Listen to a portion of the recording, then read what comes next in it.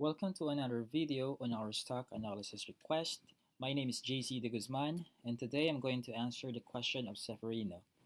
Seferino asks, I bought ECP at the price of 19, but it is now declining to 17. Is there a chance for this stock to pull back between 19 to 20 pesos again, or should I execute my trailing stop loss? What is your analysis and recommendation? Seferino, let's take a look at the chart of ECP so I can tell you my insights for this particular stock. Okay, so here's the chart of ECP. At the moment, we can see that ECP is trailing is at the verge of crossing below the 10-day simple moving average, which is the green line that you see here. Um, Although it's still it's still above the 10 SMA. However, we also see that this blue line here, which is the 200-day SMA, which is the indicator of the position of the stock on a long-term perspective. I would say that ECP is still very much inside the bearish territory as far as long-term horizon is concerned.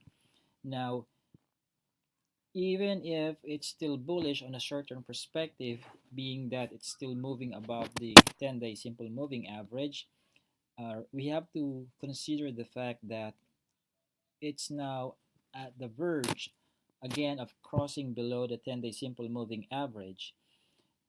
In addition to that, if you will take a look at the sentiment of the foreign investors, as you can see on this chart below, we see that the foreign investors have continued to register an outflow of foreign funds, although relatively speaking, the the transactions of the foreign investors are not that significant compared to their transactions to blue chip stocks.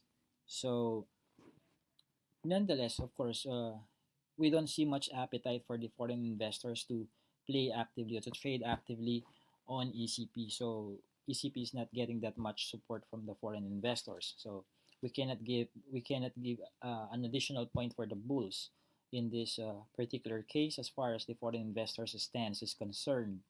Now, let's take a look at the volume. ECP has already started to register a decline in its price movement for the past few trading days, beginning January 9, and the daily volume that it has registered since then has also started to show a flimsy picture of volume, and that's not the ideal amount of volume that we would like to see. Uh, uh, for us to develop a high conviction for ECP for it to reverse its movement going to the north. So what we prefer to see is that if ECP will stay above the 10-day moving average, we would want to see a relatively higher volume, because even when we see a relatively high volume and ECP maintains its position above the 10-day moving average, then that means that there's still a tug of war between the bears and the bulls are still trying to recover their position above the 10-day moving average or inch up higher than where the 10-day simple moving average is. Now, for the MACD, we would want to see uh, a bullish divergence between the MACD line and the signal line.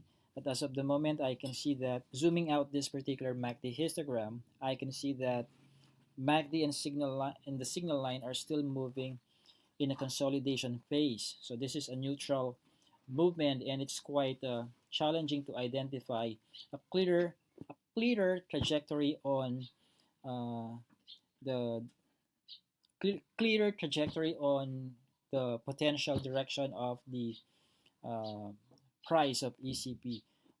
What we want to see is again a bullish divergence between the MACD and the signal line. In other words, we would want to see the MACD line, which is the blue line, to point towards the northward direction, while the signal line points toward the direction.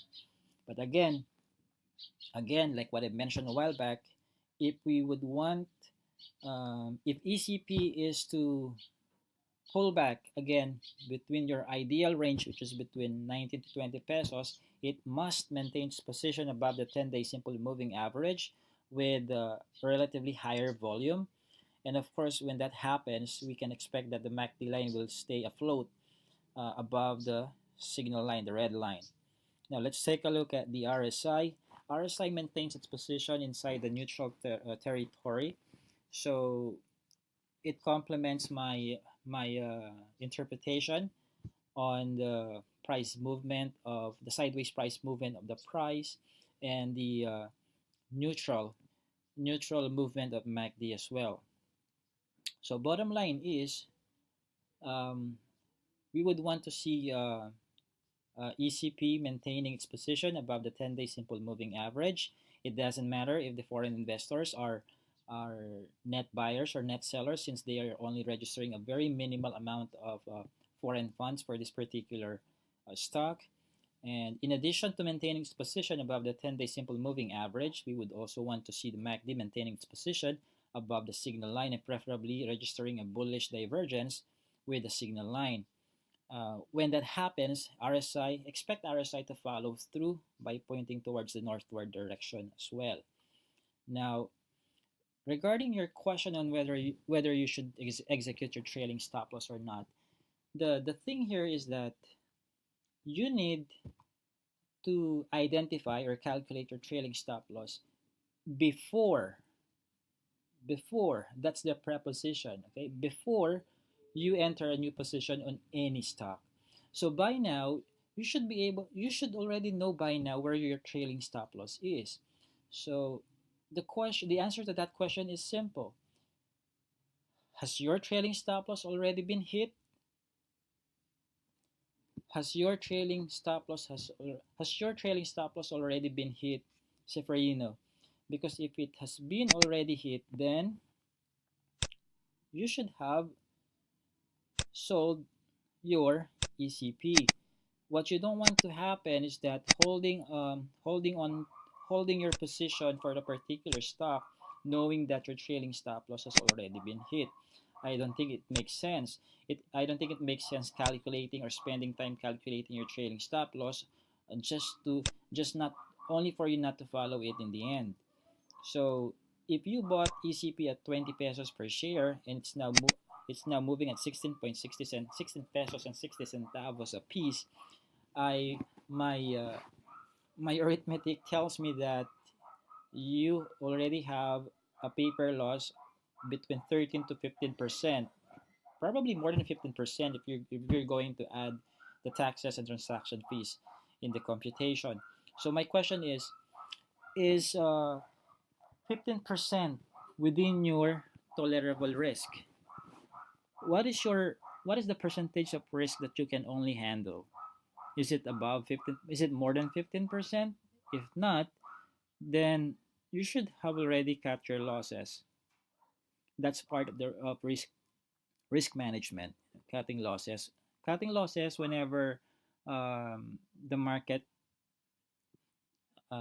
decides to be a contrarian to your data-driven analysis. Okay, so that's my take to that. That's the answer to the question. Should I execute my trailing stop loss? Well, the answer to that question can also be a question, which is, has your trailing stop loss already been hit? If you did not calculate your trailing stop loss before trading ECP, then there must be another question that should be asked prior to your question, which is, where is your trailing stop loss? You cannot execute your trailing stop loss if you did not determine it in the first place. I hope I'm making sense.